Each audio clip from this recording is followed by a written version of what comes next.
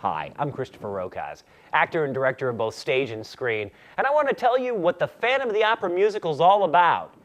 Well, it's about an hour, 40 minutes. No, I'm just kidding. An incredible show written by Andrew Lloyd Webber. Music by Andrew Lloyd Webber, I should say. The show centers around Christine Daae, a chorus girl, an ingenue, basically a nobody at the Paris Opera House. She is now in her remote dressing room being given voice lessons by the Phantom of the Opera.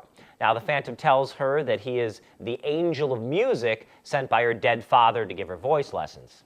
Yeah, and her being a young girl, she bought it.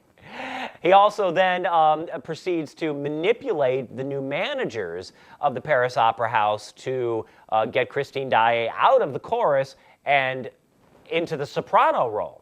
Now, Carlotta, the prima donna, in every way you can imagine, doesn't like this, obviously. It's what prima donna would like, to be usurped by a young, hot chick. So the Phantom has to make his point heard that his will is to be obeyed by, well, in this case, dropping a chandelier practically on top of her, but on the stage and ruining it. He does this because during the voice lessons, he's fallen in love with her.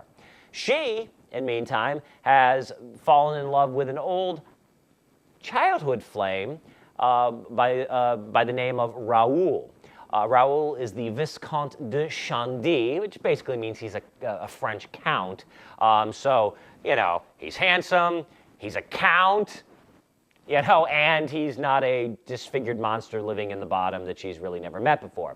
Eric, the name of the Phantom, doesn't go for this too much, ends up bringing her down to the bowels underneath where he lives. You know, and basically tries to manipulate her.